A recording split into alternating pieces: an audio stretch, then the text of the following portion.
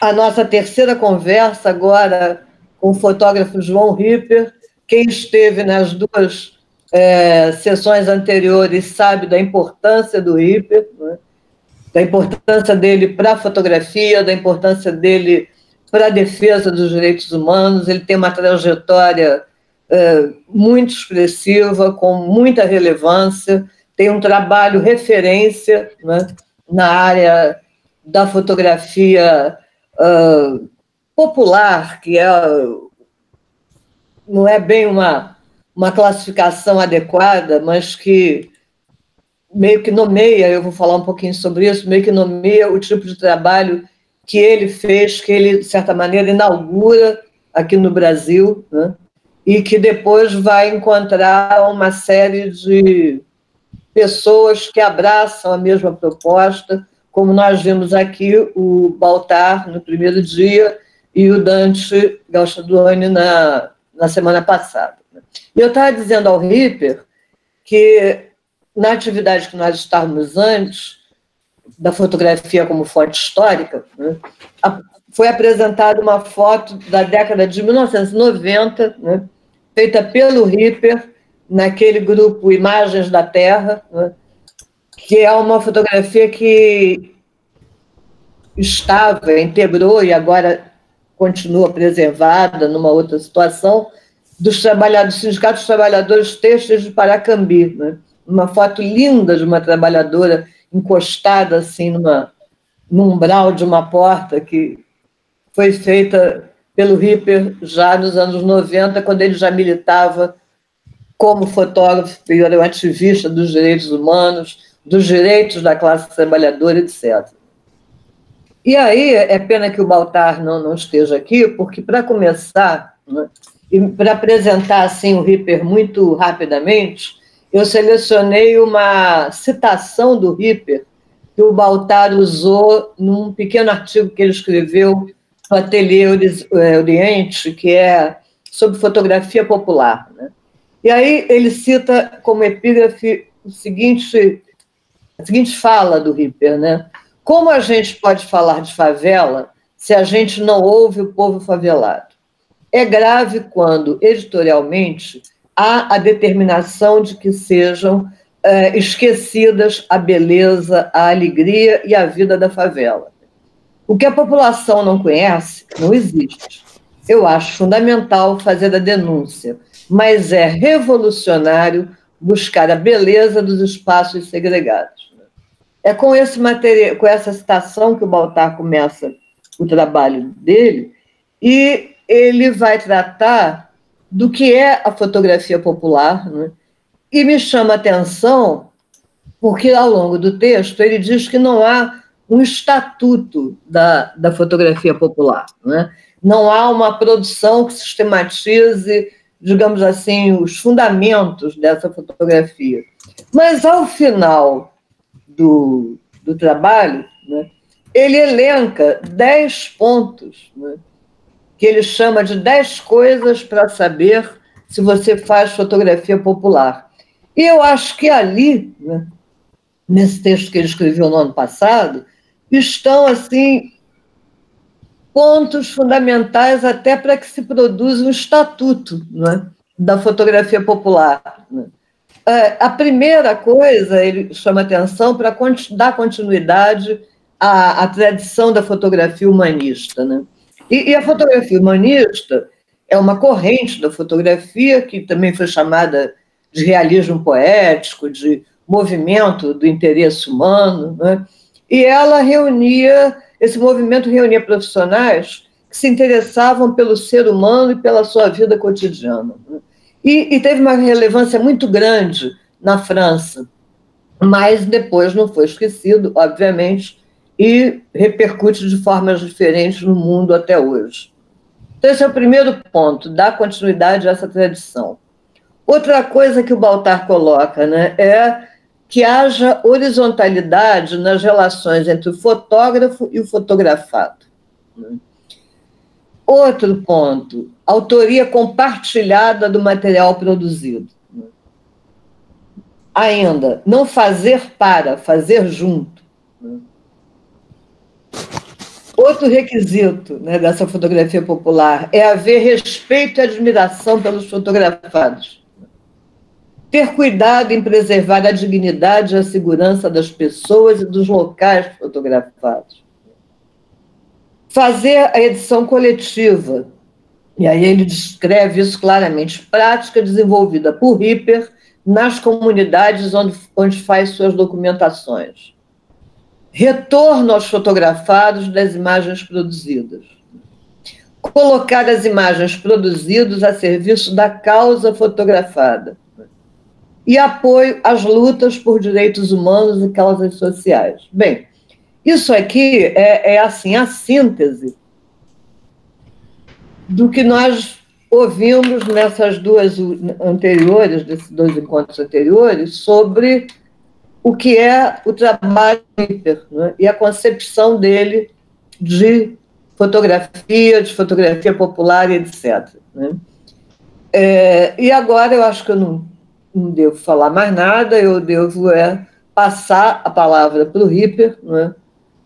Só quero falar, Carrano, que tem aqui, só está aparecendo o ícone da FEUF. Teve algum problema? Não, eu estou com o link da FEUF para poder ter as funcionalidades todas. Tá? Ah, tá bom. Mas agora o Ripper pode aparecer, né? Pode. Eu estou com a apresentação dele aqui. Não é a apresentação, é a imagem dele. Eu não estou vendo. Eu não estou me vendo e não estou vendo o Ripper. Eu estou pequenininho. Ele está aqui, está aí. Em cima. Você tem que mudar, então, seu modo de exibir.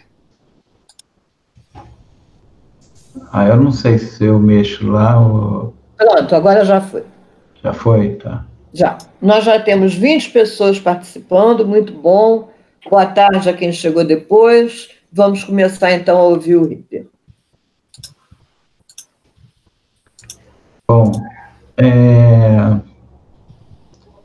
na verdade, eu vou tentar passar aqui como é que eu vejo essa questão da fotografia no Brasil, na América Latina, enfim, o uso da fotografia em vários países onde você tem diferenças sociais gritantes, fortes, né?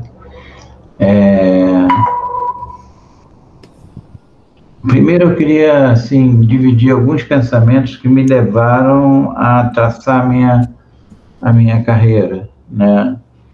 O primeiro foi um questionamento bem grande, por que o jornalista tem que ser imparcial?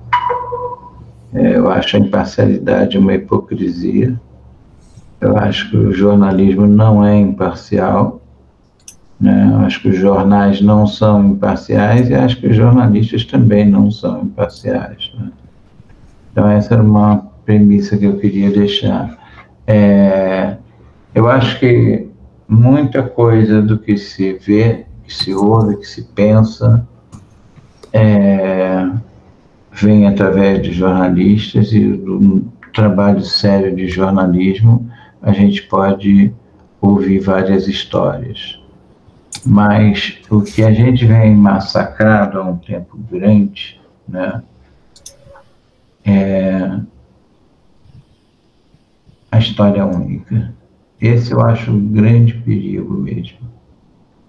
Que seria isso, né? Na verdade, o que a gente mais vê é dia a dia você ter matérias que falam sempre mal dos índios, sempre mal dos moradores de favela, dos moradores de periferia e das populações tradicionais, como os quilombolas, os índios, os carvoeiros, todos são populações tradicionais.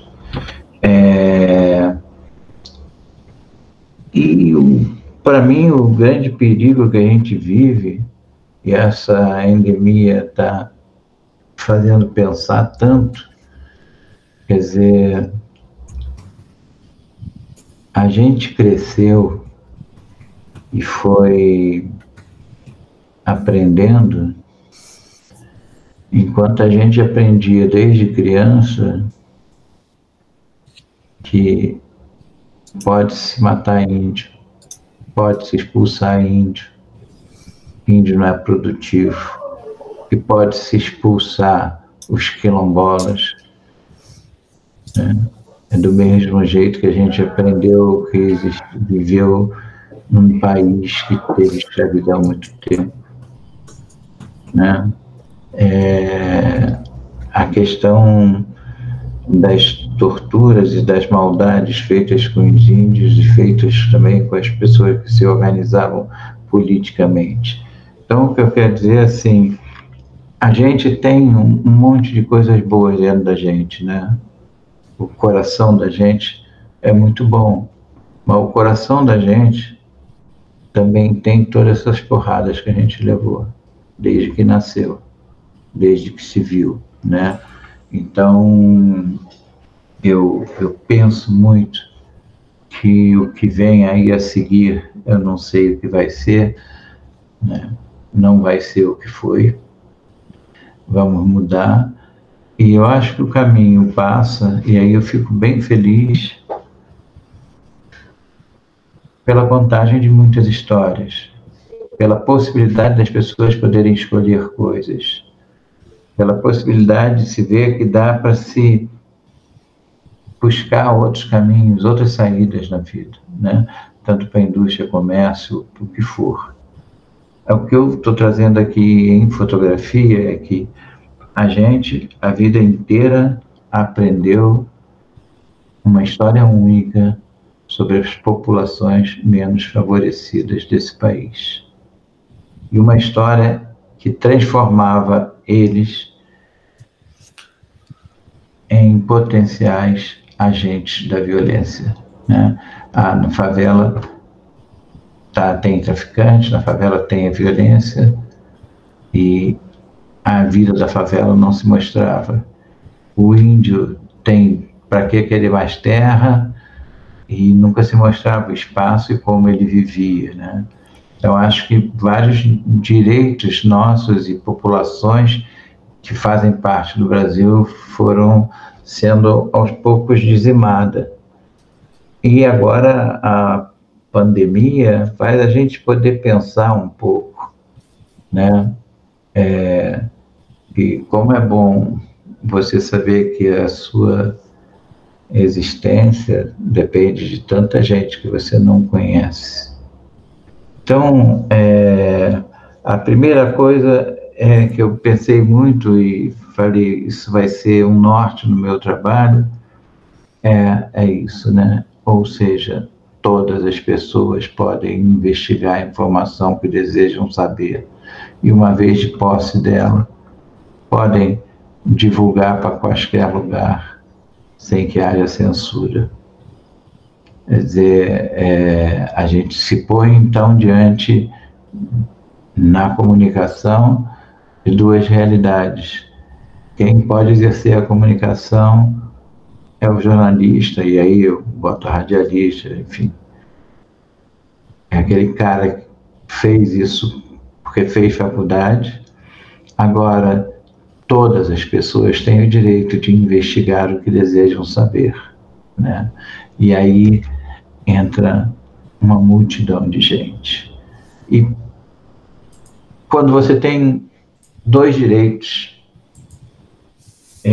aí isso me fez ir estudar até direito. Eu li William Barber e gostei muito do que ele diz. Quando você tem dois direitos, o direito que prevalece é o direito que é individual e que é coletivo.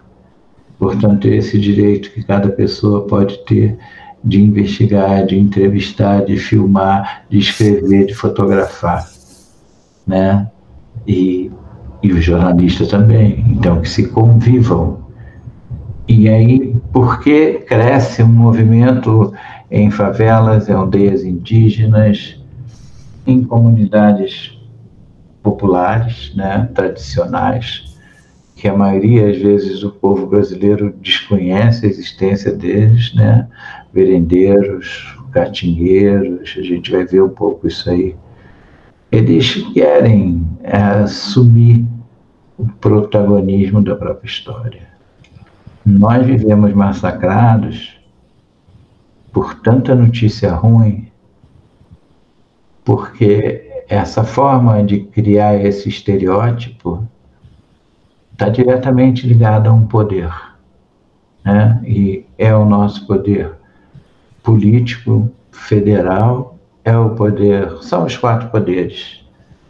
E eles, de alguma maneira, a gente vê eles sempre refletindo esses poderes através de seus assessores, enfim, através das pessoas que falam, e esses poderes, eles foram achatando os direitos da gente, né? Então, quando se começou um movimento grande e as pessoas da favela começaram a ter aulas, e aulas de excelência, né? A gente deve ter falado na fala dele disso. Para mim foi fantástico ver fotógrafos que eu nunca tinha visto, que não conhecia, que andavam, engatinhavam ainda na fotografia, mas tinham uma consciência muito clara da imagem que era mostrada das favelas, e eles não queriam mais aquelas imagens. Eles queriam mostrar as outras coisas, né? E que são coisas que podem existir em qualquer campo, seja na classe média, seja entre os ricos, seja entre os pobres, que é a questão do afeto, a questão do fazer coisas. Eu costumo até começar a falar dizendo assim, que embora nem todos eu conheça, eu sei que a gente tem muito mais coisa em comum do que diferente. E a comunicação é justamente para juntar em comum, porque eu sou filho de um cearense que veio para o Rio de Janeiro, encontrou uma carioca, achou ela bonitinha, falou, opa, chegou junto. Ela começou a ver as belezas dos fazeres dele, e eu sou o segundo de 7 filhos, né? E aí, já fizeram essa pergunta mais hiper, você está falando de fotografia ou está falando de amor? Na verdade, eu amo fotografia, e na verdade eu quero dizer que a minha vida é muito parecida com a vida de vocês, dos pais de vocês, ou seja, a beleza, ela aproxima as pessoas, e a beleza que eu falo não é só a beleza física, mas a beleza dos fazeres. Poxa, olha aquela moça que linda, olha o que ela faz. Ela cuida do irmão, ela cuida da mãe, ela dá banho na irmã doente, enfim, as coisas que saltam, né? As pessoas que são boas marcam. E todas essas pessoas procuram se agrupar. Então é assim que se fazem os pares, e é assim que se saem os casamentos, e é assim que se formam as populações. Claro que há raras exceções, né? Mas de um modo geral é o afeto, é o amor, é a beleza que aproxima as pessoas e fez permitir existir essas populações tão lindas que a gente vê, inclusive nós, né? Então, o que eu queria deixar muito claro é que a beleza, ela aproxima as pessoas.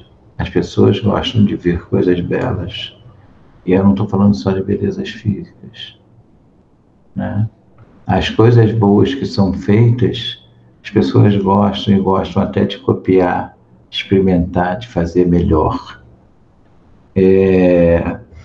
Essa era a segunda coisa que eu queria deixar assim, muito claro para vocês, né?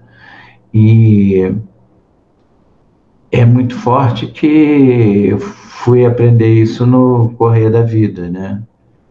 E aí trabalhei nos jornais e depois fui para agências independentes até começar a criar os projetos, né?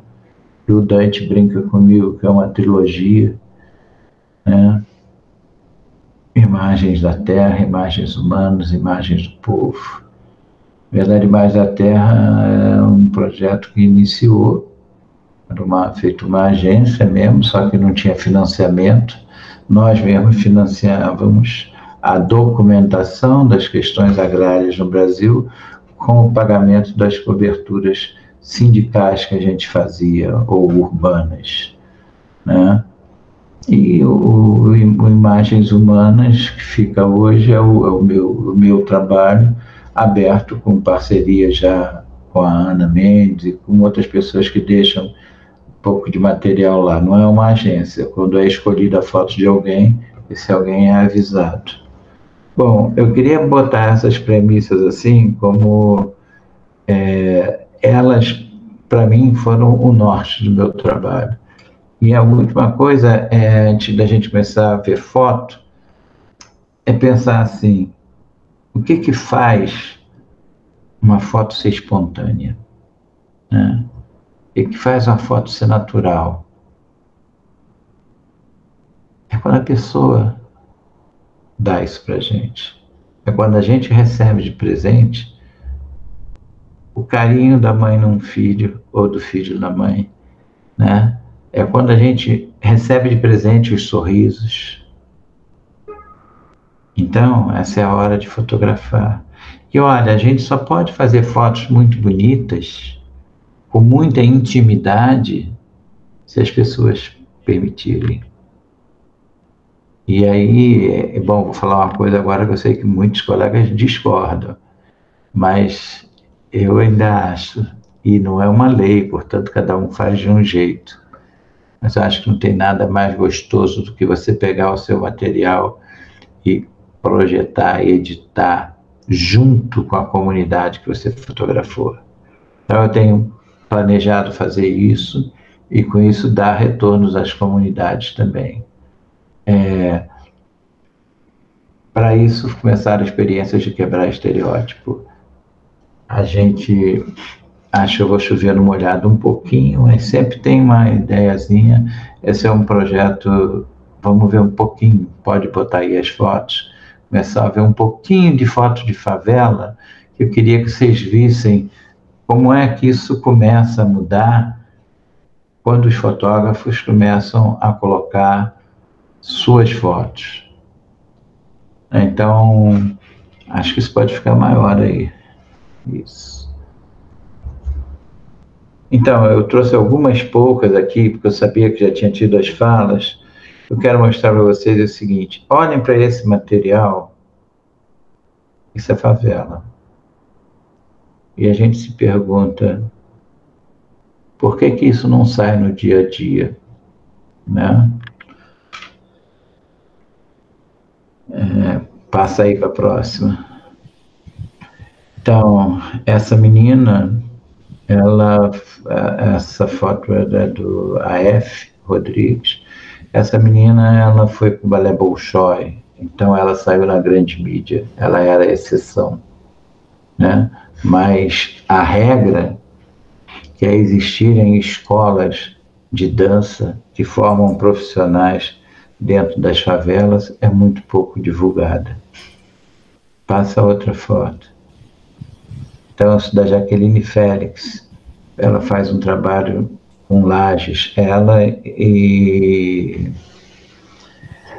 o AF Rodrigues. E as Lages servem para isso, para o lazer, um lugar de reunião, um lugar de poder comemorar. E, se preciso for, um lugar para casa dele, tá? Pode passar a próxima. Então, essas são as pesquisas deles, um pouquinho de nada das buscas de um trabalho que era sobre as Lages, né? Essa foto, por exemplo, o F. Rodrigues voltou várias vezes para fazer. E isso tem todo dia na favela. A gente não viu uma foto dessa publicada. Pode passar.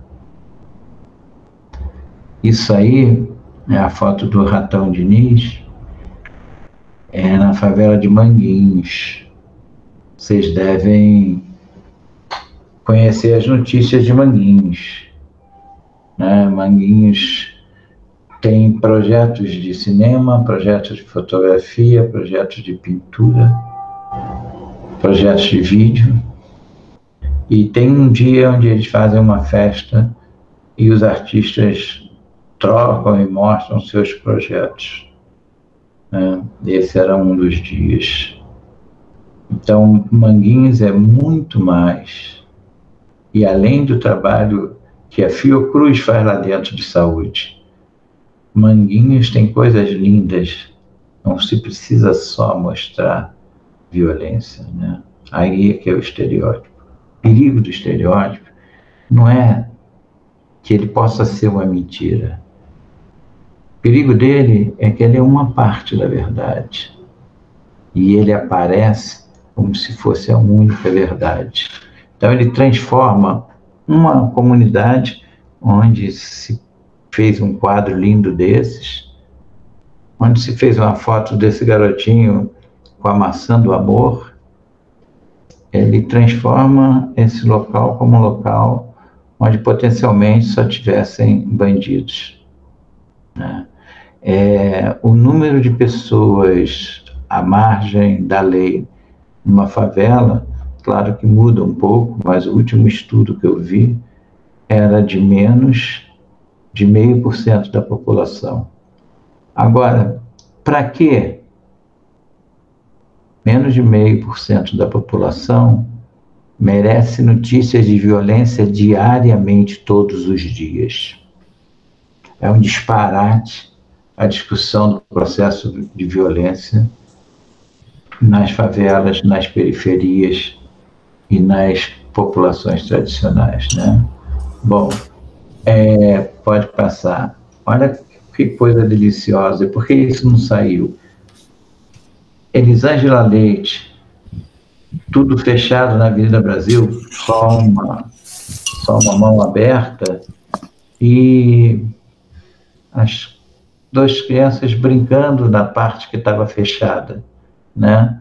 Então, as crianças da favela, elas brincam, riem, são felizes e gostam de brincar, de rir, de implicar, de dançar, como qualquer criança, como os nossos filhos, né? Então, é importante que se entenda, aí tem uma multidão, aí tem gente, aí tem pessoas, né? Então, pode passar a foto.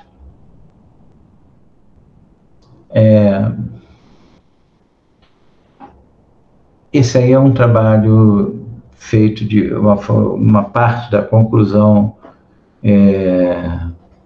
do trabalho do Chapolin. Chapolin era um rapaz que morava na rua e lutava pelo direito de moradia. Ele apresentou o trabalho dele, que era a diferença entre o trabalho e o trampo. Então, ele fotografou várias pessoas trabalhando formalmente e pessoas que trabalhavam no que gostavam. E fez um trabalho interessante. Depois ele seguiu o vídeo e ele ganhou um prêmio com um vídeo sobre o direito à moradia. Pode passar.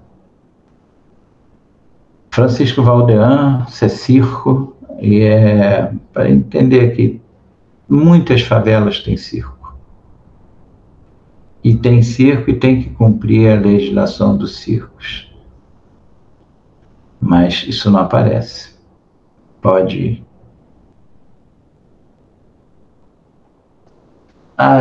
Vou pedir a memória do Dante essa foto. Vocês sabem onde isso é? É do Veridomar VG. Veridomar. Isso é no Piscinão de Ramos. No Piscinão de Ramos, né? Parece o Caribe, né? Parece uma praia afrodisíaca, né? Então, o Veridomar, que mora lá com os olhos dele, ele pode ver a beleza que tem também. É claro que tem dias que está sujo, quando está suja a praia de Copacabana, Ipanema, Botafogo, qualquer uma. E tem dias que também está limpa, né? Então, acho que essa coisa da gente aprender a cidade, entender que a nossa cidade, que as pessoas, quanto melhor for o seu olhar sobre o outro, quer dizer, eu acho que a gente carece de ter um doce olhar. O povo brasileiro, o povo de um modo geral, precisa de um doce olhar, né? É fundamental que o fotógrafo pense que ele pode fazer com uma foto, ele pode aproximar aquele fotografado daquela pessoa que vai ver a foto. Esse é o objetivo, né? E na medida que então saiam trabalhos que contem as várias histórias, pode passar aí outra foto. Aí, ó, eles vendo um futebolzinho, né? O jogo aí é Flamengo e Grêmio. Pode passar. Aí eles também, durante esse tempo todo, treinaram muito, foram se especializando em outras coisas. Aí o A.F. Rodrigues acompanha bandas, né? E a antiga Forfã, hoje é Brasas, pode passar. Isso aí são as fotos deles, né? E assim, fotos que não perdem para ninguém, são pessoas de uma competência enorme. Eu vou fechar com a violência, vista por eles, mas a visão deles começa a contar a história desse rapaz que está saindo de manhã para trabalhar e que encontra esse comitê de recepção. E você vai ter outra história sobre a violência. Ou então, vamos para a última foto dessa etapa. Pode passar. Ou então, começa a contar a história de um conflito a partir da história do pai que corre desesperado para proteger o filho. Isso aí é no alemão, né? É fundamental a gente entender que tem mais histórias.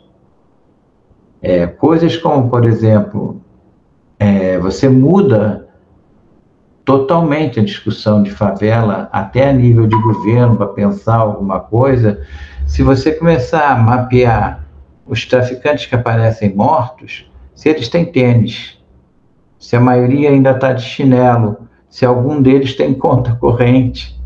E essa história vai se desmantelar, gente. Quer dizer, não está ali na favela o milionário, né? Ali está o 5º, 6º escalão. Mas é a história única que faz a gente, parece que fala na favela, né? Parece que entra a musiquinha do medo.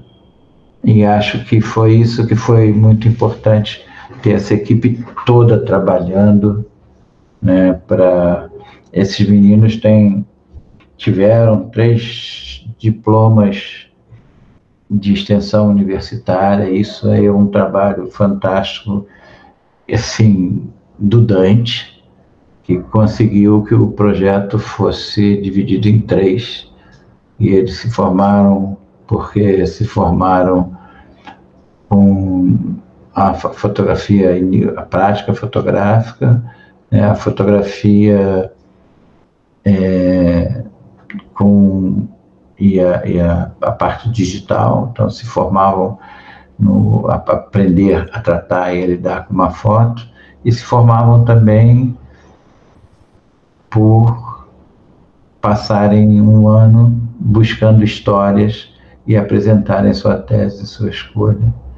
Essas coisas eram feitas com edições coletivas e olhares deles foram fantásticos.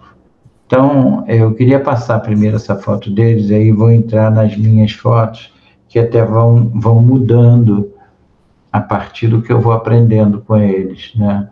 Então, essa é favela, pode passar. Isso é favela também, mas isso já é na favela Malvina e no Amapá. E é assim, aí eu tenho uma lição dela que eu estava abaixado e ela perguntou: moço, o que o senhor faz acocorado aí há tanto tempo? Dizendo: olha, fotografando as crianças pulando e você lavando a roupa. Mas eu percebo que quando você acaba de sacudir a roupa, o sol que está lá atrás desenha seu corpo na roupa. Por isso que eu estou tentando para ver como peço melhor. Tá bom. Aí ela pegou a roupa branca, lavou bem a roupa branca, e é claro que não é assim que elas esticam, mas ela se esticou toda. Eu acho que ela queria sair bonita, acho que ela queria sair bem na foto. Todo mundo gosta de sair bem, né? Acho que por isso a gente pode ter um cuidado. Se o fotógrafo, independente da visão política dele, se o fotógrafo tiver como premissa dignidade, dignidade é o diapasão, é o que une todas as fotografias. Você pode fazer foto de alegria, de tristeza, de enterro, de nascimento, com dignidade. Faz com dignidade e as pessoas vão se debruçar para pensar. Foto não é para virar a cara, né? A gente já vira a cara na rua, no dia a dia, com as realidades que a gente vê. Foto é para trazer um pensamento. E outra coisa, eu falei lá no início, né? Eu não acredito, assim, eu fotografo para ajudar a mudar o mundo para melhor. Eu não acredito na imparcialidade. Vai lá. Não sou... E a história conta que os grandes fotógrafos não foram fotógrafos imparciais, né? Nessa oficina que a gente faz do Bem Querer, a gente conta a história deles todos. Vocês vão ficar poupados disso. Vamos passar a próxima foto. Então, favela do Preto Forro, Engenho Novo, uma líder. Pode passar. E aí já é numa favela, mas é em Natal, e aí faz parte de um trabalho que eu fiz com as parteiras. As parteiras são lindas e têm um trabalho impressionante, embora não tenha a sua profissão reconhecida. Essa menina ia ter o 3º filho. Pode passar. Então, esse é o Bira, um aluno nosso, uma figura fantástica que a gente adora. E ele está fotografando o seu Joaquim, né? E era uma das pessoas, a primeira pessoa mais antiga na favela. E ele vai dar aula na escola, contando como é que era, desde que ele chegou, quem era o presidente, quem era o governador, o que prometia, o que não prometia. Então, a gente tem não só filosofia, geografia da cidade, mas tem também o próprio personagem da favela dando aula sobre a favela. Passa adiante. Então, sempre para vocês terem ideia, é uma foto bem antiga, é no Alemão. É o balé da bailarina Rita Serpa. É um projeto que tem lá. Está aí o projeto. Ainda existe. No Alemão. Ensinando a formar bailarinos. Pode passar. E aí é parte de um trabalho onde as crianças eram vítimas, principalmente as meninas, mas os meninos também, de um assédio sexual, né? E haviam aviões que iam levando só pessoas só para o turismo sexual em alguns estados do Nordeste, mais especificamente Rio Grande do Norte. E aí lá a gente foi chamado para fazer um trabalho e a gente preferiu ir para os locais onde as pessoas estavam sendo mais afetadas por essa exploração do que ir para a rua buscar flagrantes. E a gente consegue saber com essa foto que essa senhorinha,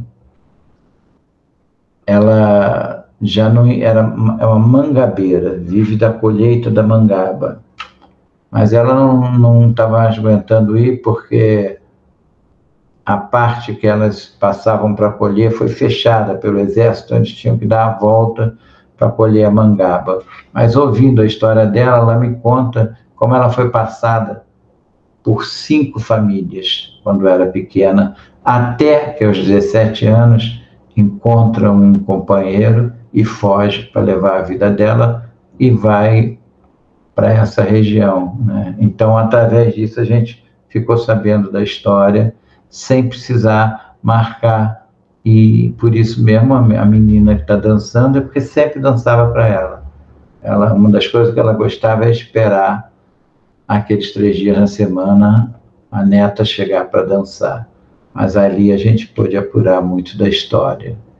Pode passar para outra foto.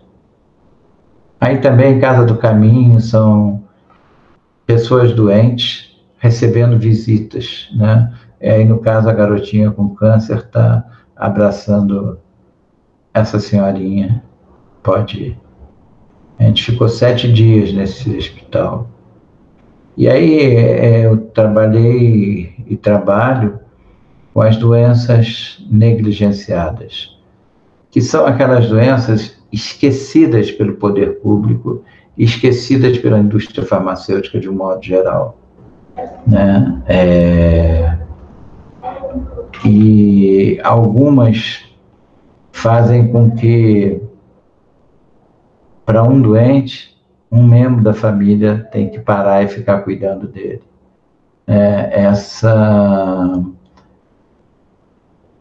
Essas doenças são a malária, que tem causas menos fortes, a leishmaniose, que é esse caso aí, esse garotinho, tem leishmaniose visceral, que é uma leishmaniose que fica dentro e vai para o coração.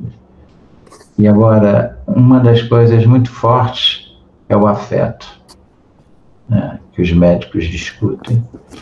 Isso. Vamos passar para a próxima foto. Aí foi o massacre de Carajás, foi uma das coisas mais tristes, e as pessoas foram assassinadas, na maioria, depois de baleadas.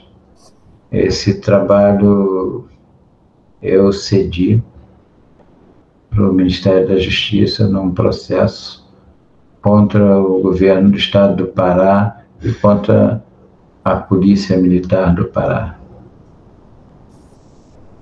Eu acho que quando a gente vai fazer um trabalho que é muito forte, é legal que a gente use luzes e sombras para suavizar um pouco e as pessoas poderem olhar para tanto caixão e pensar o que foi o massacre, né?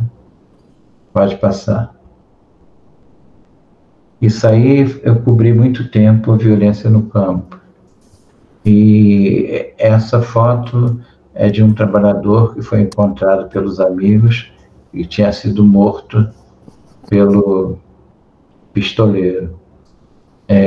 Quando eles chegaram, a gente estava junto com o Frei Henri e fomos até a casa do pistoleiro. E ele deu a entrevista. Isso hoje eu acho que não é mais possível. Disse que matou, disse que ganhou X para matar, deu para a gente uma lista de valores e a gente pode, enfim, divulgar isso, mas é um pouco de como é ainda a questão da luta no campo no Brasil. Pode passar a próxima foto. Isso aí é para a gente ver a luta pela educação, né?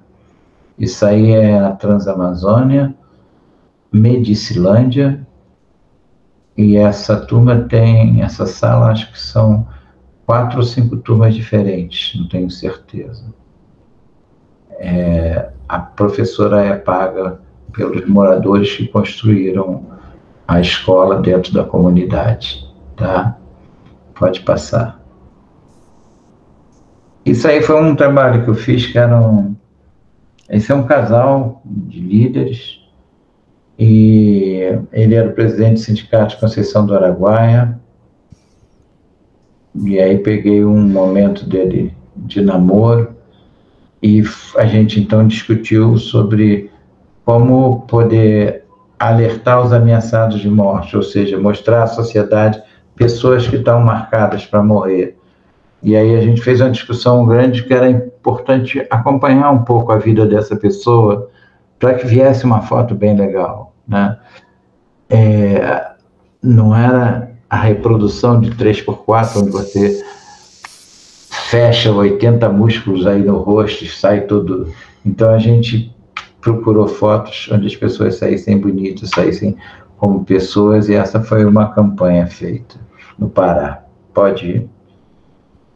Bom, aí entra já pelo semiárido, e eu gosto muito de entrar nas casas e quando tem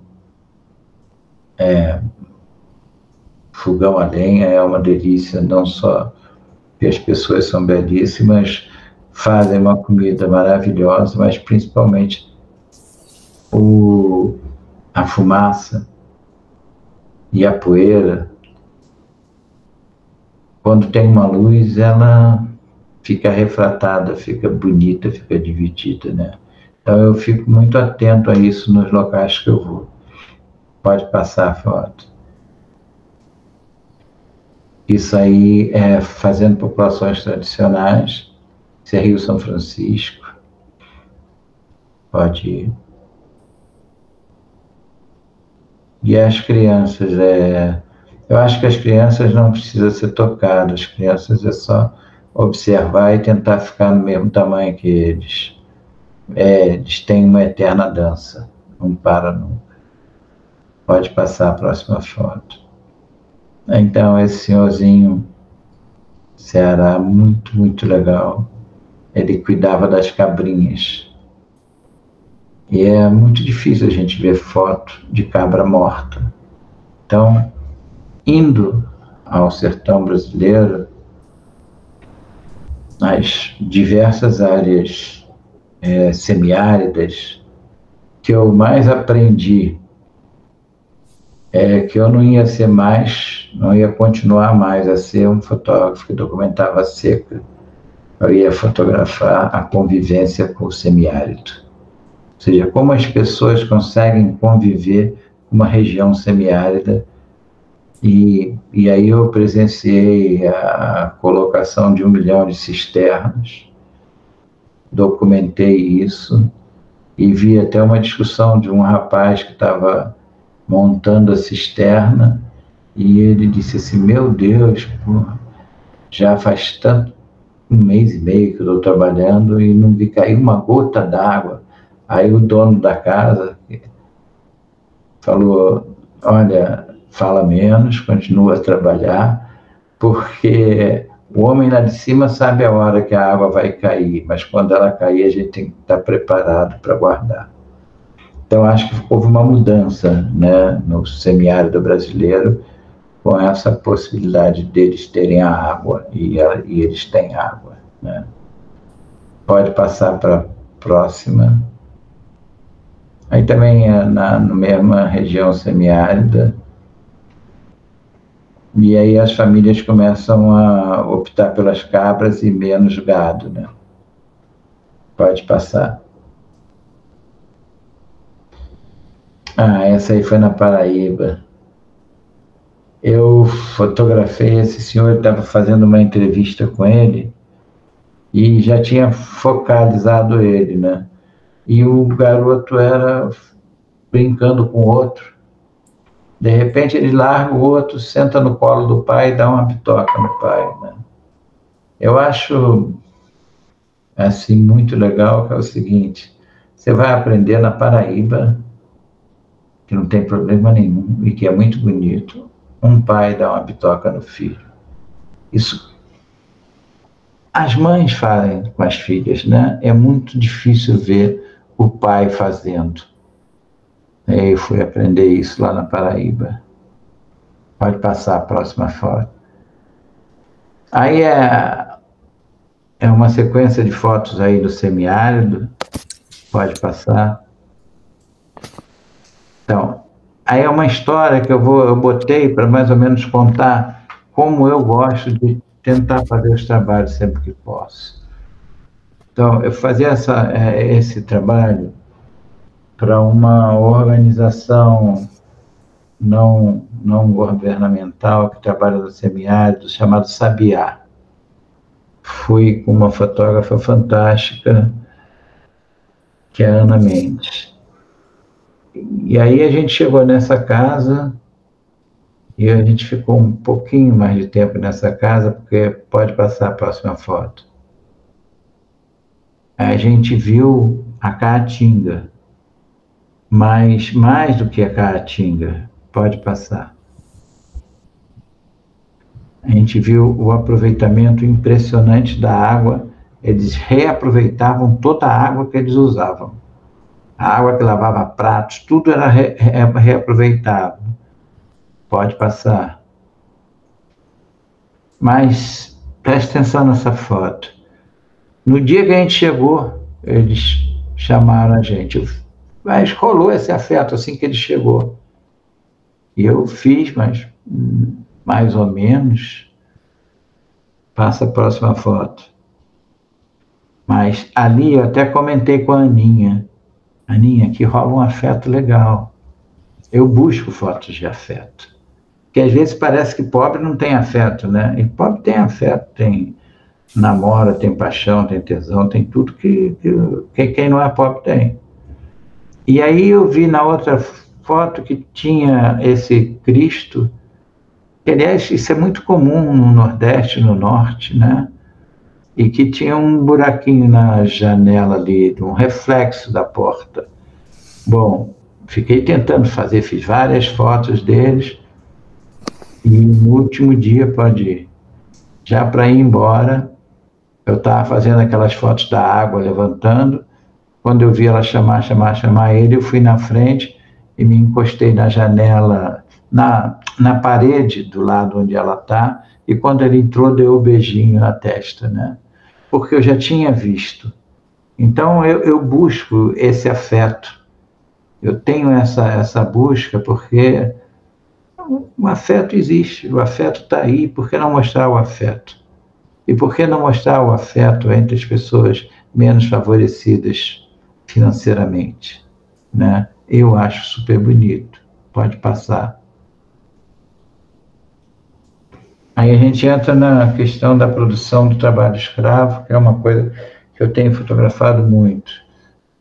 Pode passar, isso é cana-de-açúcar, trabalho indígena.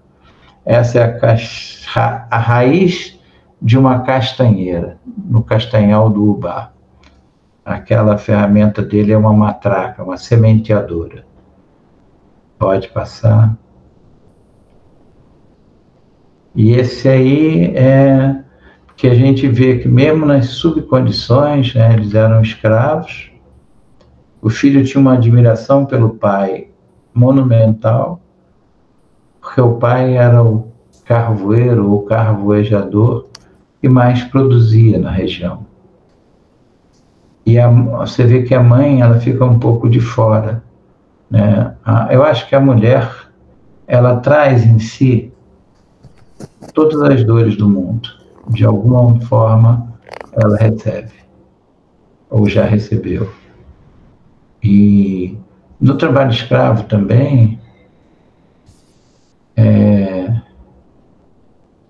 uma pessoa é escravizada quando ela deixa de ser tratada enquanto gente e passa a ser tratada enquanto coisa, enquanto mercadoria. Ela não participa nem da negociação, mas tem que estar lá para trabalhar. E acho que é de uma importância muito grande. Existe o machismo em todas as classes.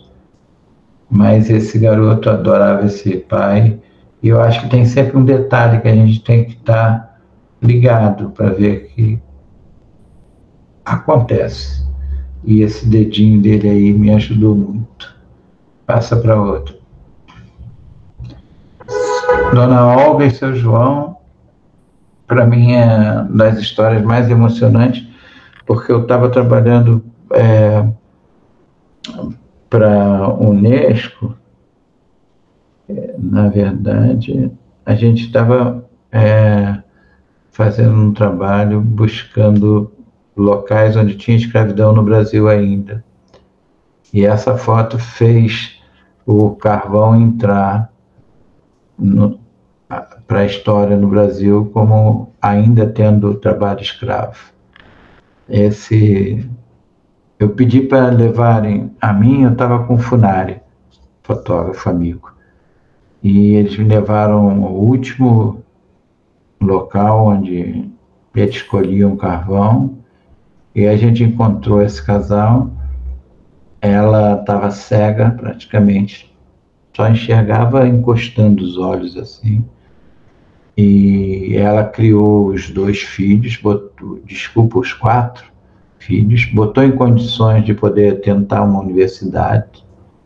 Isso uns 20 anos antes, mais ou menos, da foto, e foi viver um grande amor com o seu João. E ela fica cega na carvoaria, né? E aí um rapaz que sai fora consegue fugir, deixa com eles um trocado. Esse trocado eles entregam ao gerente, e então o gerente traz roupas íntimas para eles, que eles não tinham mais. Agora, o pouco que eu conversei com eles, eu quase não fiz fotos, mas que eu conversei, teve uma hora que ele fala assim, que é quando eu faço essa foto. Ei moço, eu não sei nem se eu tenho mais sonho.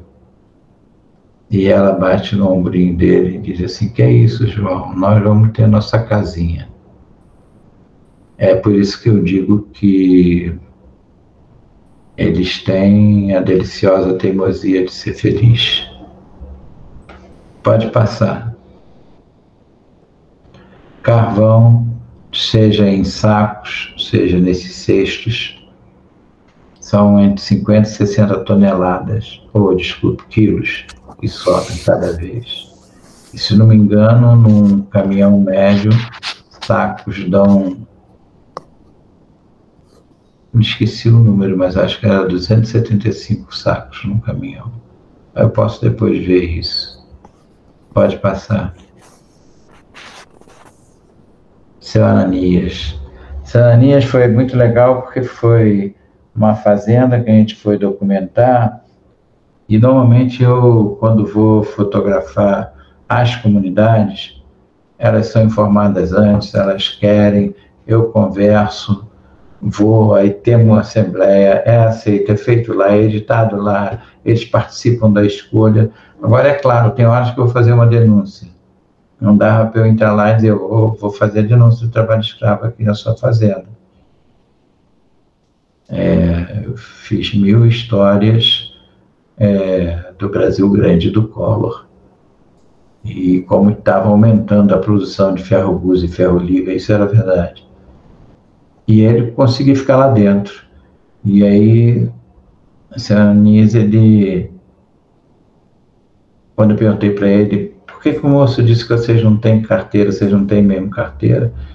Temos sim, ele pegou e me mostrou, é uma foto que eu pedi, acho que ele me deu esse sorriso. Passa a próxima aí. Carvoeiros, e aí eu trabalho muito com expressões, com rostos, pode ir. Esse rapaz, ele não estava mais em condição análoga a de escravo, mas estava ainda com um trabalho degradante. Agora ele, com a companheira dele, na periferia de Ribas do Rio Pardo, adotou uma criança que estava na escola. Pode passar. Aí o outro tipo de caminhão, né? Que eles levam nos sacos. Aí é um time, normalmente você tem 1 ou 2 lá em cima só ensacando, a maioria das vezes 1. Você tem 2 levando o material, o carvão, e você tem 2 pessoas enchendo os sacos de carvão. É um time normalmente, né? Pode passar. Aí o carvão mais usado, que é o de pino e eucalipto.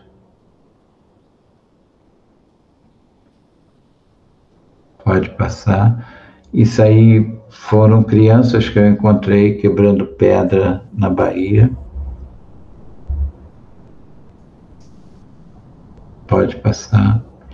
Essa mãe, o marido estava sendo levado de fazenda para fazenda para pagar sua dívida, que só aumentava. E eles já estavam há 3 meses sem ver o pai, né? Isso virou uma CPI também. E aí, para entender o trabalho escravo, os fiscais de trabalho, os empresários, os gatos ou os engenheiros, quem é que comanda a derrubada ou o roço da terra passa em hotéisinhos como esse aí que vocês veem. Na verdade, aí dentro não tem nada, é uma porta que tem só a rede dele. Ele não foi porque ele estava doente, mas normalmente o cara passa aí, paga a conta de todos ao dono, que é aquele senhor lá que está com o filho, e leva. Eles já saem devendo ao patrão, né? E aí se compra ferramentas de trabalho, aí é limatão, depende do que o cara vai fazer, se é serra, se é... E todos os itens são cobrados. Pode passar. Por isso que... Aqui acho que alguém perguntou onde foram tiradas essas fotos. Essas aí, essa última foi no Pará, essa daí também no Pará. Tá? Ele já tinha perdido a sua relação, não sabia mais sobrenome, não lembrava mais dos pais, nem o nome da fazenda onde trabalhava. Pode ir. E assim era como a gente encontrava, às vezes, trabalhadores adoentados, seguia com o grupo móvel. É uma pena que o grupo móvel tenha que lutar que nem um desesperado para continuar a fazer operações, né? O governo não quer que se faça operações do grupo móvel. É lindo o trabalho deles, pode passar. E aí vocês vão ver a coincidência e como a coisa é forte no Brasil. Essa foto eu fiz em, se eu não estou enganado, Medicilândia, e eles estão fotografando as pessoas para poder botar na carteira de trabalho para as pessoas serem liberadas, né? Aí passa a próxima foto, por favor. Então, e aí o Serginho Carvalho, que é um excelente fotógrafo e também é um agente fiscal, né, um fiscal do trabalho, eu fiz com ele esse livro, Retrato Escravo.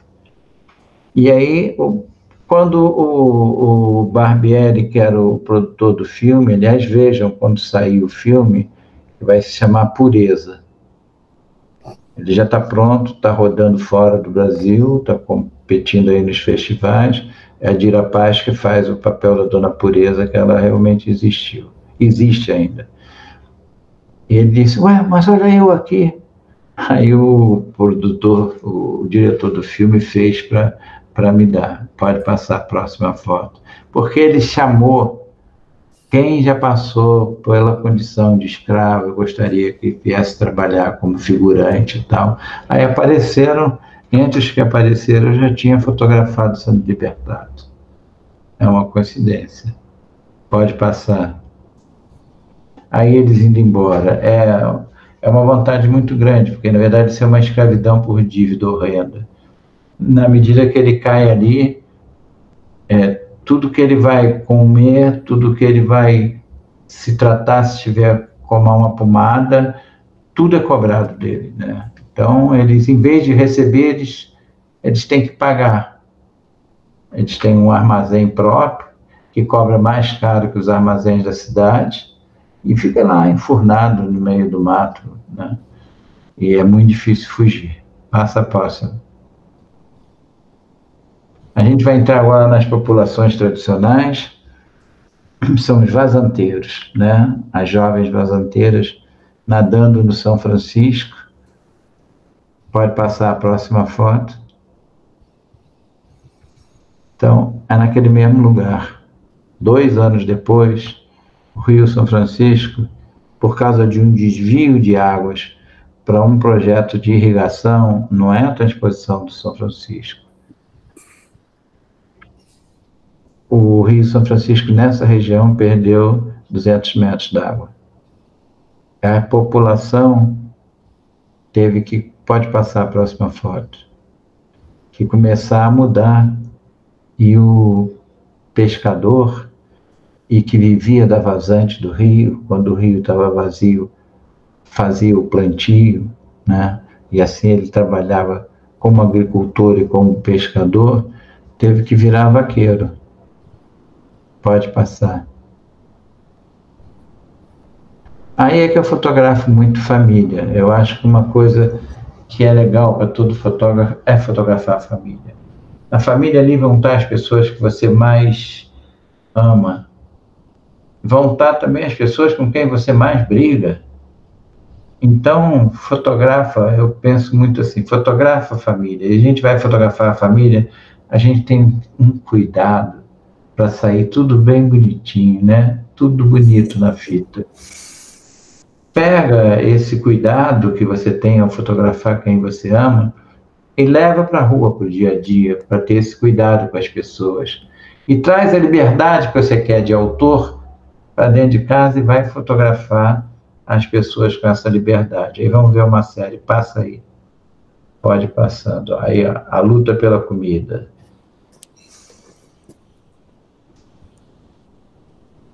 Os momentos, acho que documentar a família é algo... Aí, Pedrinho. Pode passar.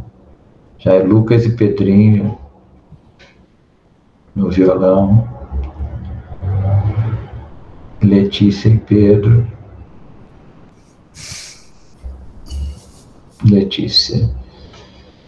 E aí pode passar. Eu tenho trabalhado muito um universo feminino. Eu comecei a trabalhar com algumas mulheres e a fotografar, e o limite eram elas que davam. Essa é uma fotógrafa, a Adriana Medeiros, que tem um trabalho lindo sobre parto natural. E ela cuida da mãe e da irmã, né? E eu acompanhei ela um pouco. Às vezes, aí já é outra pessoa, pode passar. Isso já é em Recife, eu acompanhei uns dias na casa deles, pode passar. E aí eu gosto muito das câmeras pequenas. Essa é a nossa querida Valdinha, a Valda Nogueira, que faleceu esse ano, né? E ela trabalhava muito, muito comigo. E aí ela está correndo num dos lugares que ela mais gostava, que era a comunidade de Pau Preto. É uma comunidade de fazanteiros, quilombolas. Pode passar. E aí ela, já na Lapinha, que é uma outra comunidade, e ela assim, era uma fotógrafa fantástica, porque teve um apogeu incrível. Ela cresceu.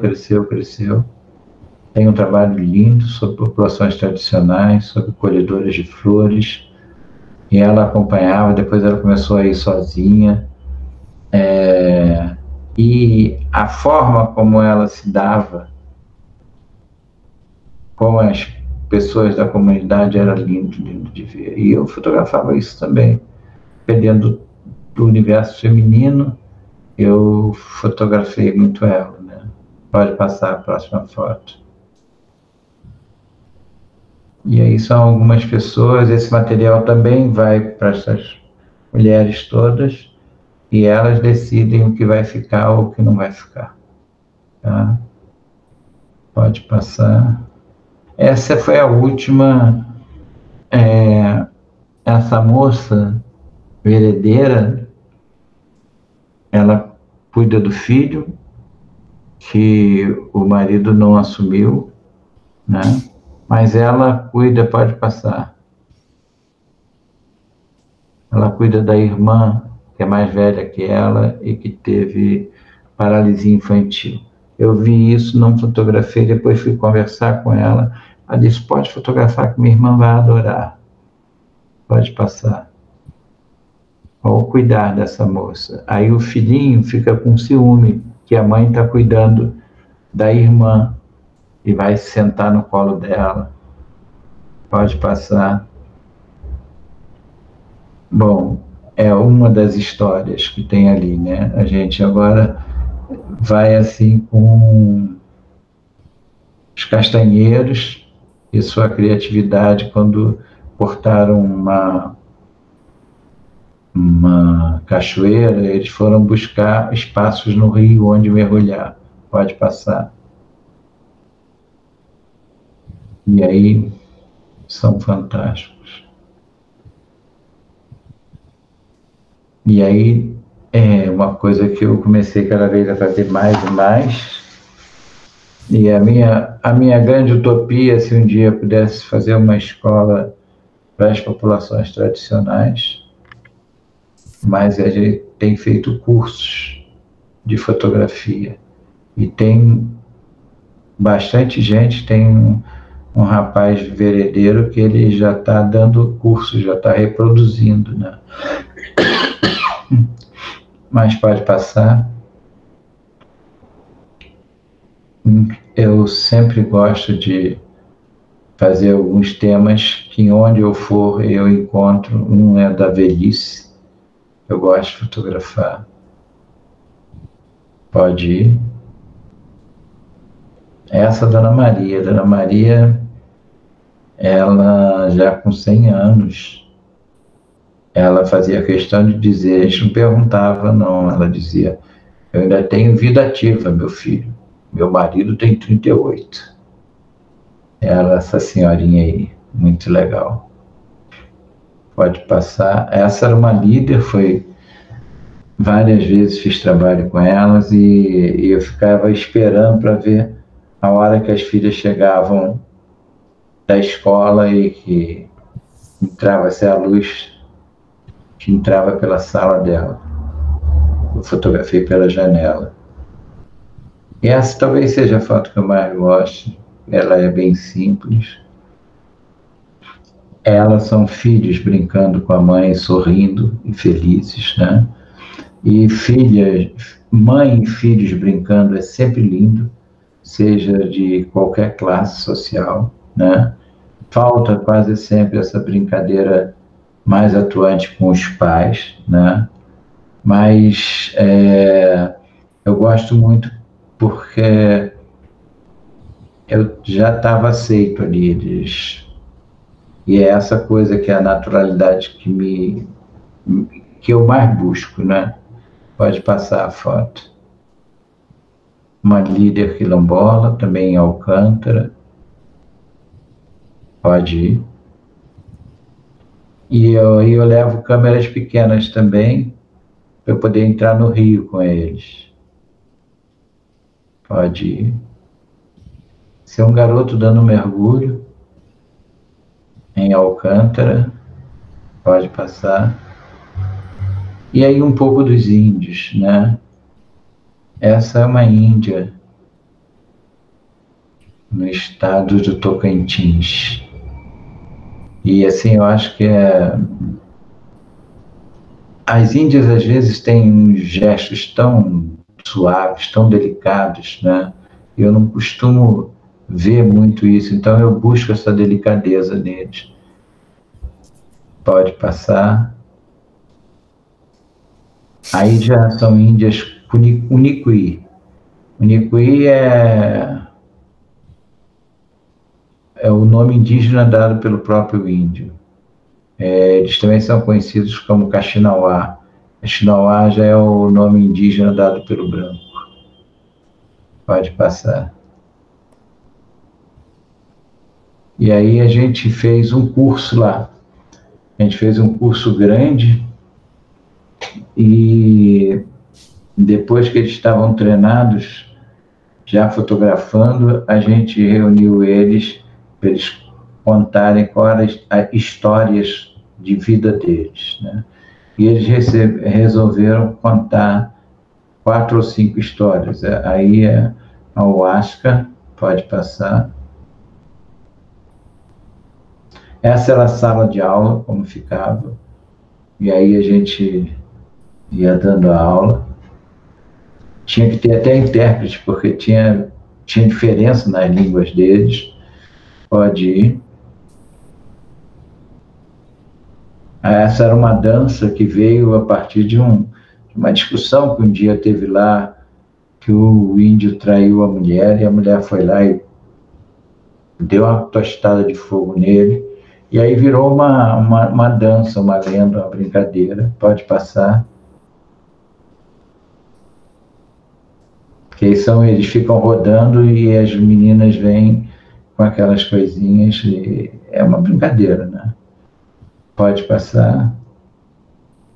Um chacriabá, índio mineiro, pode ir. Essa senhorinha é Kiniquinaua, ela já faleceu. Fotografei ela em Nioaque, no Mato Grosso do Sul, numa aldeia terena. Pode ir. Aí são os índios desaldeados, expulsos das suas terras, procurando trabalho. Pode ir. E vão acabar trabalhando de vaqueiro, né? Isso é em Jaguapiré, uma aldeia indígena, que eles conseguiram que não houvesse o despejo, né? A gente fez aí, usou uma revista de moda, revista... Caras, né? Então, Caras queria pudesse estar presente, a mulher do Michael Jackson. E a gente conseguiu que ela fosse, ela coordenava uma causa indígena, e para ela ir ser fotografada na Ilha de Caras, ela pediu que algumas pessoas fossem para mostrar o trabalho para ela. Aí foi o padre Ricardo Rezende, me lembro, e eu fui. E mostrei a realidade dos Guarani.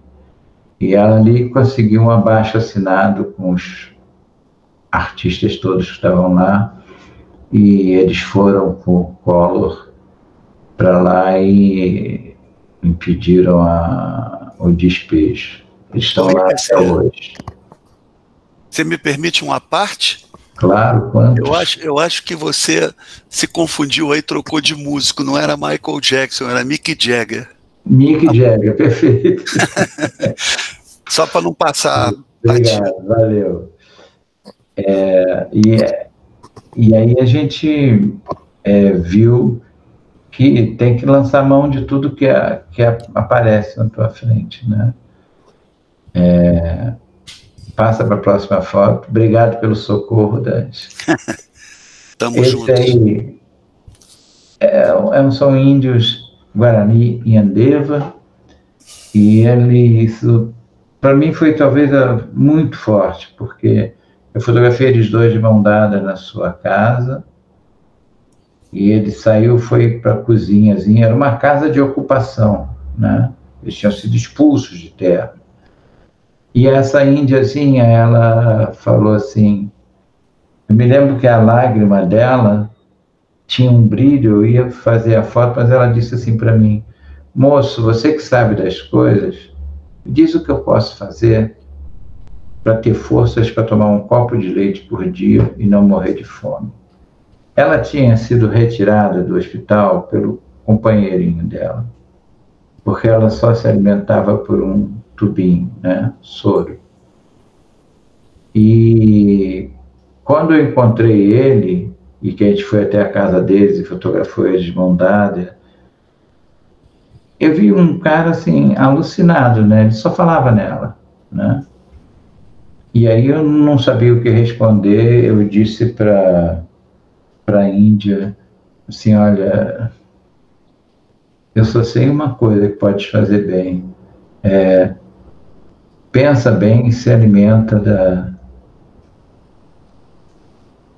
do teu marido, do amor do teu marido, que eu nunca vi um homem gostar tanto de uma mulher como ele gosta de você. Ele só fala em você. Bom, dito isso, eu guardei minhas coisas, fui para o carro, sem saber o que eu tinha falado, se era bom ou se era ruim, mas não tinha mentido.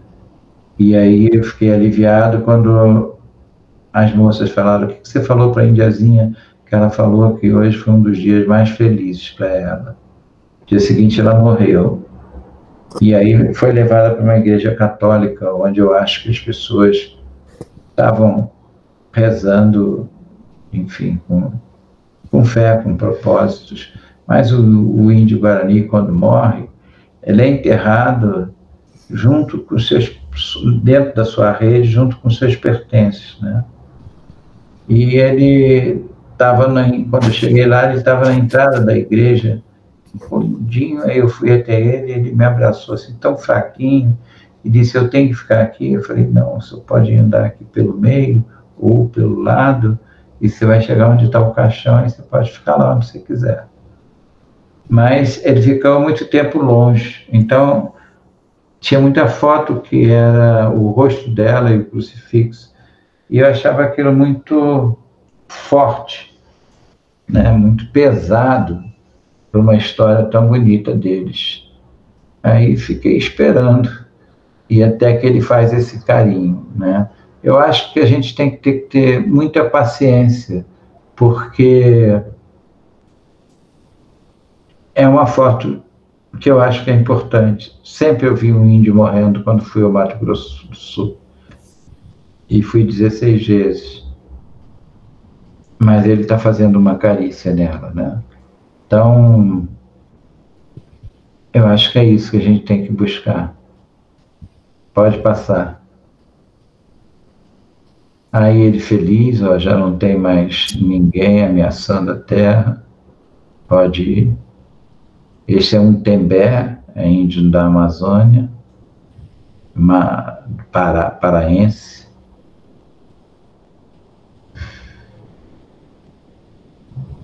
Pode passar. E esse é um índiozinho xerente, é do tronco chavante. Ele mora do outro lado da margem, se chama Tocantinha. Pode ir. A gente está terminando, então vamos ver um pouco das flores. O Brasil é o maior colhedor de flores sempre vivas do mundo, né? São guardiões da biodiversidade. Essa é uma líder de lá, sim, fenomenal. E eles estavam proibidos todos de colher as flores. Ela consegue uma luta grande com todo mundo participando, e então consegue renomear o parque, né? Botar em uma nova categoria, para que as pessoas que vivem lá possam continuar a fazer o seu trabalho, que só protege a natureza, e é o costume de vida hereditário deles, né? Aí já é numa outra regiãozinha, isso é na comunidade raiz. Isso aí eles pegam muito capim dourado lá, fazem muita arte com capim dourado. Esse senhorzinho e uma outra moça me acompanhou muito tempo, era uma gracinha ele. E eu acho assim que a gente tem que ter, e essa foto, por exemplo, eu divido, quando as minhas fotos são vendidas, eu divido o que eu ganho com o fotografado. Claro, quando eu posso achar o fotografado. Se é uma foto de tumulto, de coisa, é meio... Mas para as populações tradicionais, várias vezes eu consigo encontrar. Então ela ganhou 3 vezes já, porque foi vendido 3 vezes, e ela recebeu 3 vezes por essa foto. Bom, e aí com o universo feminino e com as populações tradicionais, eu comecei a ouvir muita história de querumim, de o homem do rio, a mulher do rio. Eu comecei a sonhar muito. E aí os meus sonhos, eu comecei a fotografar. Seu sonho, estou tentando fazer esse trabalho. Seu sonho colorido, eu fotografo colorido. Seu sonho preto e branco, eu fotografo preto e branco. Aí pode passar que vai fechar já. Aí a mulher do rio. Pode ir. E aí a interpretação de um capítulo do livro Mulheres que Correm com Lobos, que é o capítulo onde uma mulher sai das raízes da árvore, do chão, e vai soprar vida a um náufrago que era um homem bom, né? Essa menina que está aí, a Valdinha, essa foi uma foto feita, produzida, né? Eu acho que é isso aí. Podemos conversar, aqui terminou. Obrigado aí a vocês pela paciência.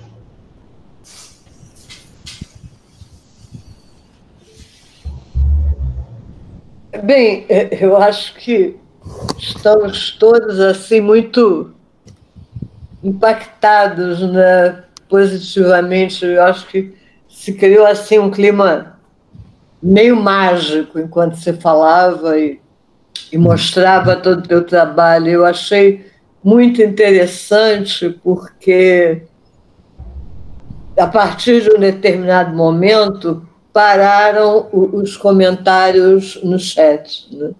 Como se as pessoas estivessem assim meio que hipnotizadas, né, vendo o teu trabalho. Então a gente não tem ainda nenhuma pergunta, mas teve uma pessoa, não sei nem se ela ainda está, é a Carla Silveira, e quando você começou a mostrar as suas fotos, ela escreveu uma coisa que eu achei muito interessante, vai muito ao encontro daquilo que você estava falando, né? Que há fotos que afastam e outras que aproximam. As fotos mostradas aqui trazem uma vontade alegre de conhecer mais a favela, diferentemente do que a mídia nos mostra constantemente. As fotos transformam estereótipos em infinitas possibilidades. Eu penso que a Carla fez assim uma... A Carla está aqui sim, né? Ela escreveu agora: estou aqui sim, aproveitando até o último segundo. Eu penso que ela colocou assim muito bem, né, o que o teu trabalho nos traz, né?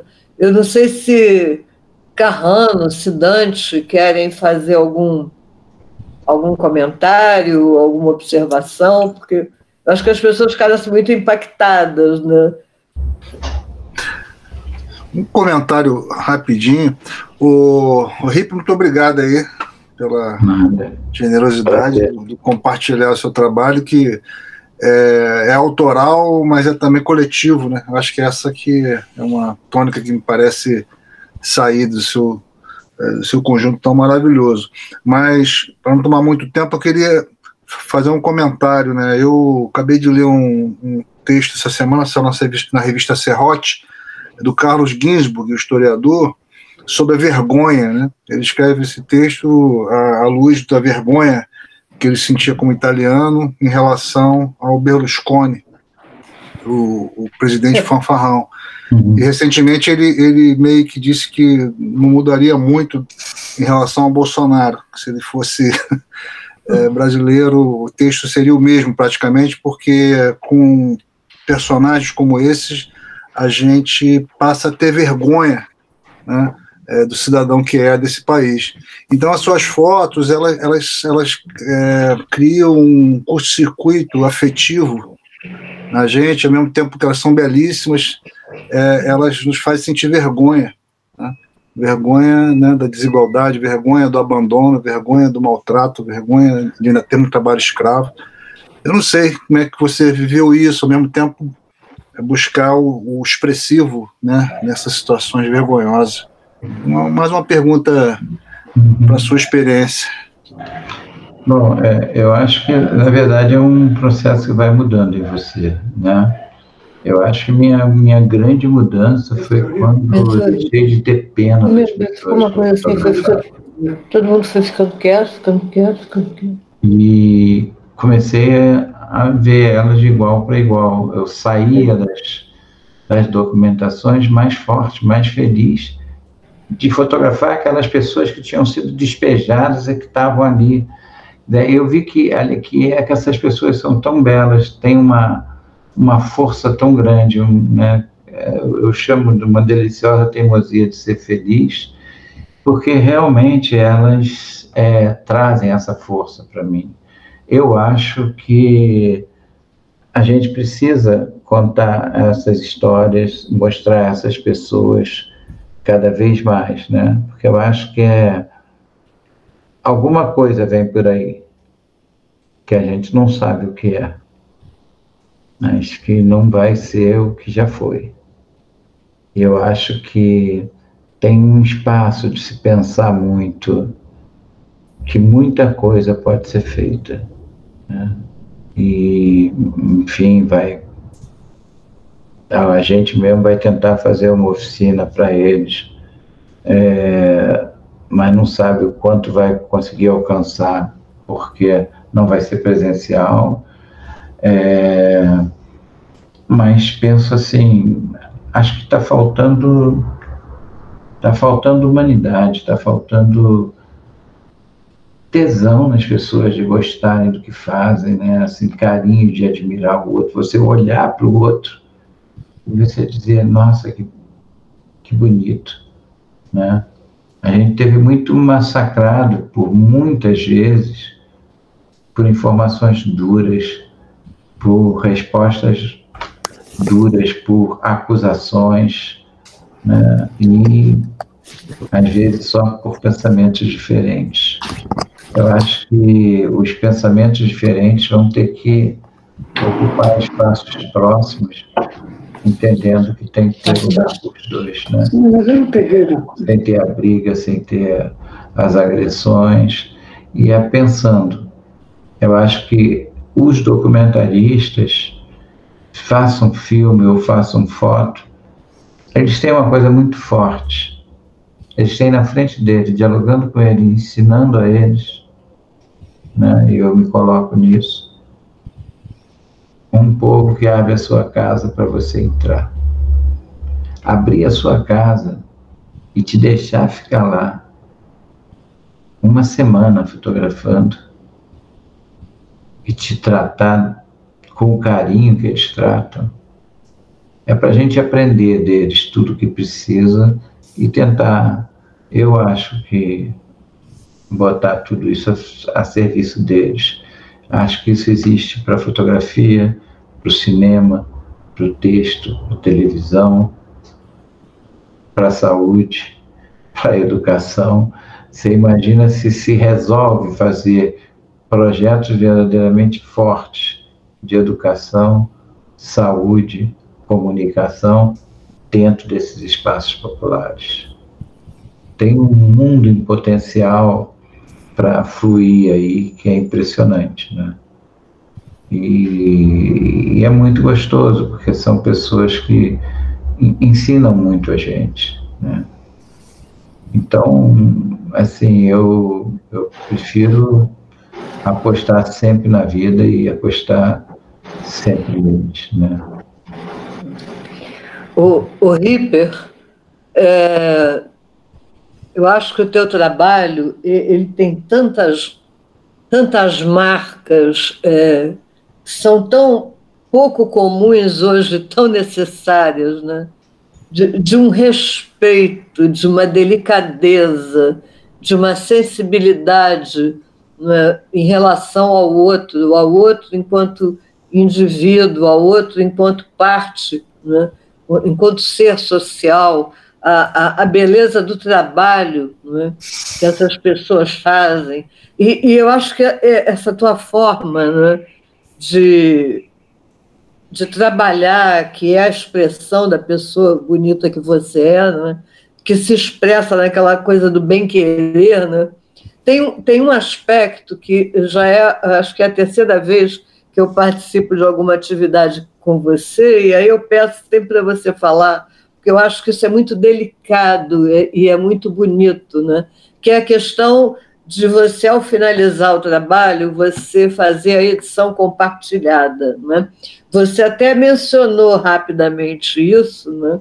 Mas eu acho que isso tem uma dimensão, né, de respeito, né, que eu gostaria que você falasse só um pouquinho, a gente já está bem assim Até passando porque, a hora e tal, mas eu acho que não dá para perder isso, né? Até porque na comunicação, e eu acho que é botando as ideias que a gente vai avançando, né? Conheço fotógrafos assim, de grande expressão, grande talento e belas pessoas que não concordam com o que eu vou falar. Mas o que eu penso muito é assim, a busca da integração de um fotógrafo com a pessoa que ele vai fotografar, eu acho que ela é fundamental. Quanto mais você puder conhecer, respirar o movimento da pessoa, você vai estar mais perto de quem é aquela pessoa, no seu gestinho, no seu carinho, no seu...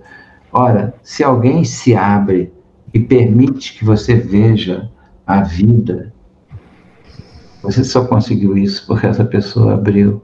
E por que também não contar com a visão dessa pessoa na hora de editar, de escolher? Eu chamo sim e eu projeto sim.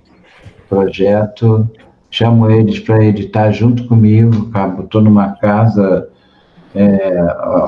acabou, tantas horas a gente toma o banho, se encontra lá na casa, vamos lá, descarregar tudo, identificar tudo, pedir ajuda aos outros para identificar, para não faltar nada, e ir fazendo a edição. E a edição é feita, e se alguma foto faz mal a eles, deleta-se, some, desaparece.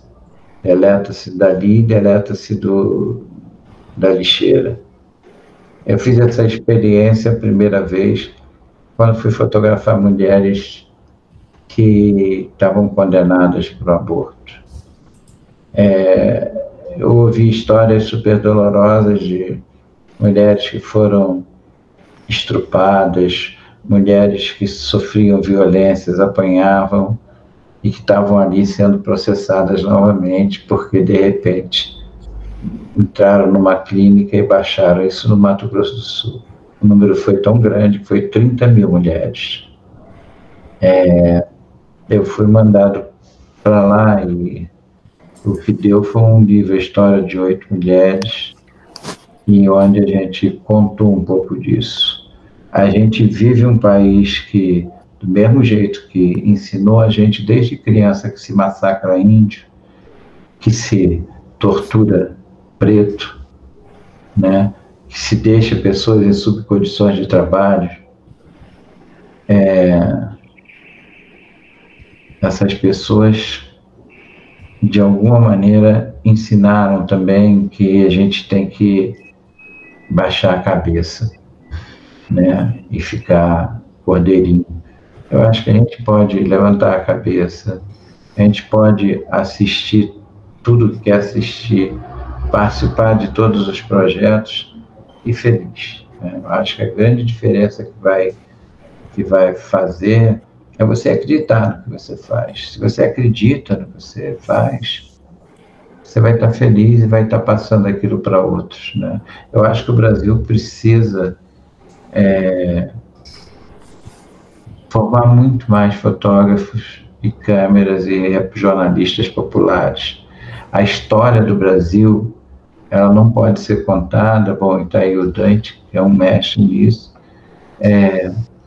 ela não pode ser contada sem se passar pelos fotógrafos e documentaristas das periferias, né?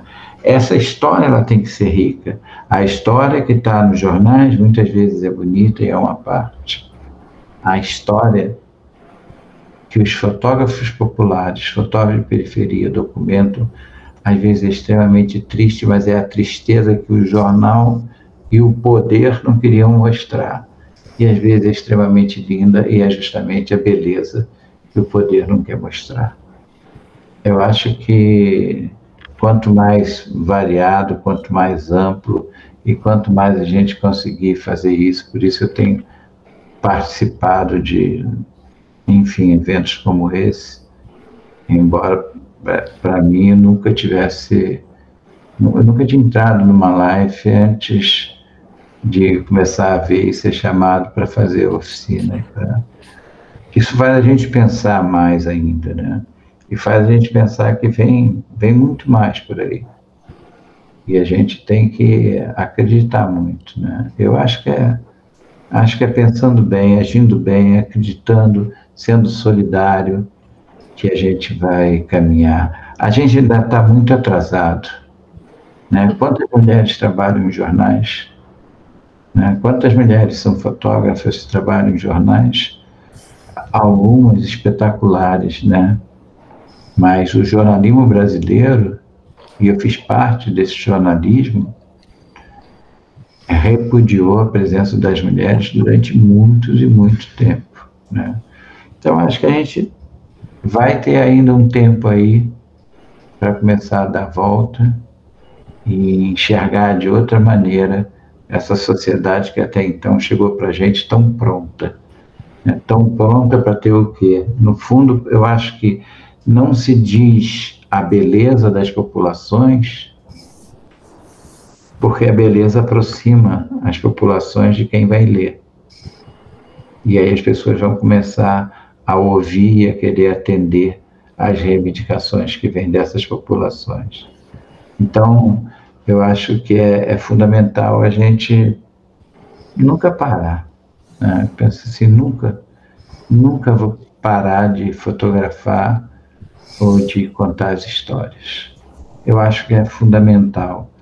Acho que todas as coisas que são do bem, todas as coisas que levantam as pessoas, que fazem coisas boas, são normalmente coisas bonitas, são normalmente coisas sensuais, são normalmente belezas para serem vistas, e isso não pode parar. Acho que a gente nunca pode parar. Tem sempre que se reinventar. Né? Acho que a pandemia está ensinando isso aí a gente. Bem, Dante, você está entre nós, Dante, aquela brincadeira? Você quer falar alguma coisa? Não, olha, embora eu conheça consideravelmente bem o trabalho do Ripper, eu sempre fico extasiado, eu sempre... Talvez seja oportuno lembrar, o Ripper fala pouco dele, que ele vai estar completando daqui a 1 ano e pouco 50 anos de fotografia. E eu digo sem o menor medo de estar enganado que nesse período ele construiu uma das mais poderosas marcas na história da fotografia brasileira. O Ripper equilibra em doses generosas uma militância e um humanismo que são muito raros, né?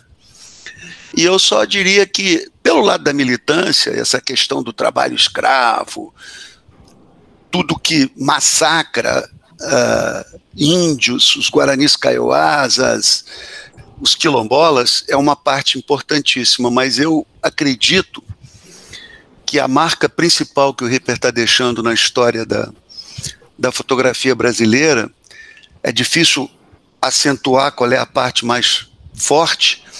A primeira delas são duas. É o mergulho que ele deu nas populações tradicionais brasileiras, que lhe custou 4 malárias, por exemplo, muito antes da expressão população tradicional entrar na nossa nomenclatura oficial. O Ripper é um visionário.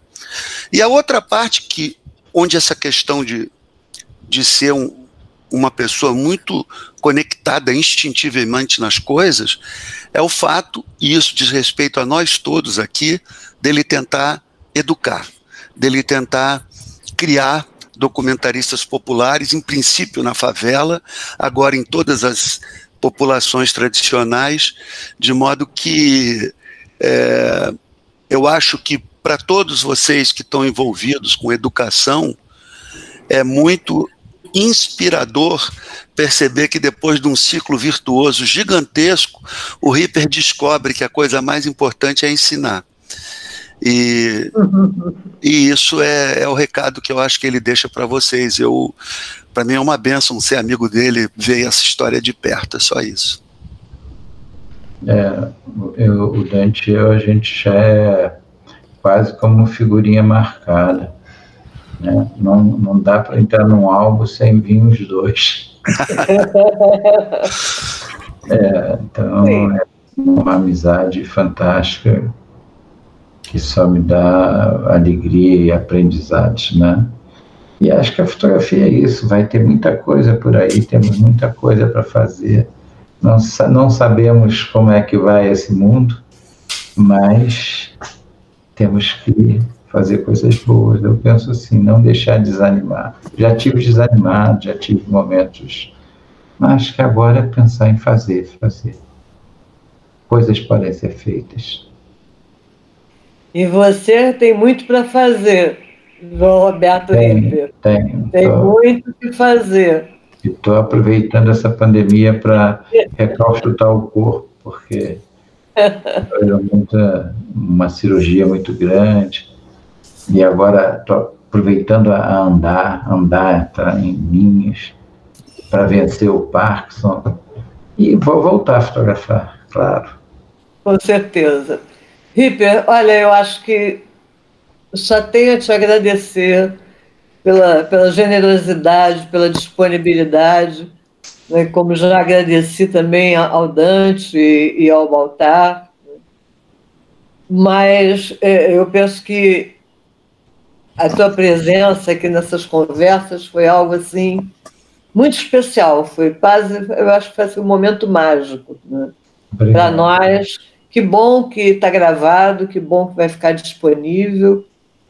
E agradecer, né? Agradecer muito, muito, muito a sua generosidade, desde quando você, já há mais de um ano, partilhou comigo as suas fotos para entrar na página do meu grupo de pesquisa, né?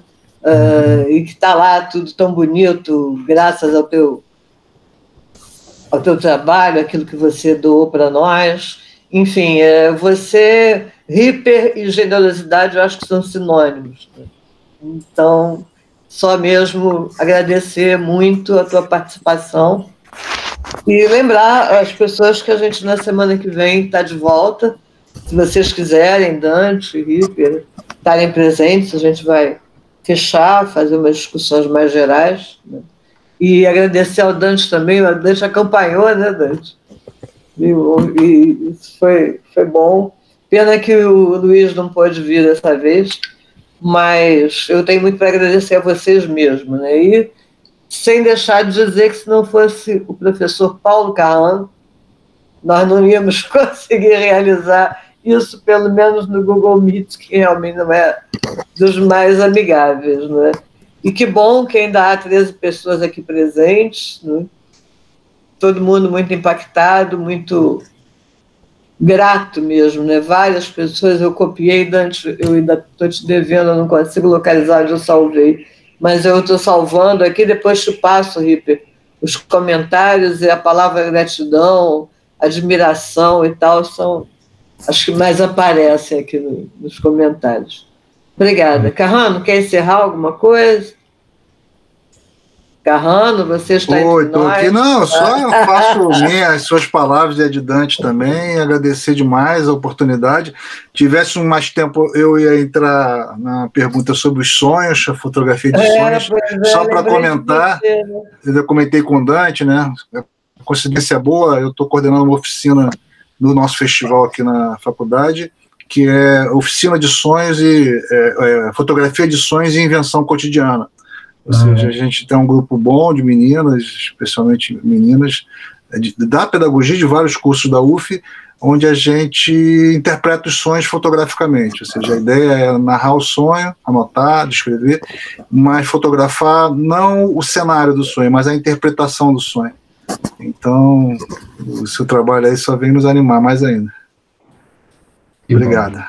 Obrigado a vocês pela oportunidade também. Não, mas muito obrigada, então. Boa noite para todos.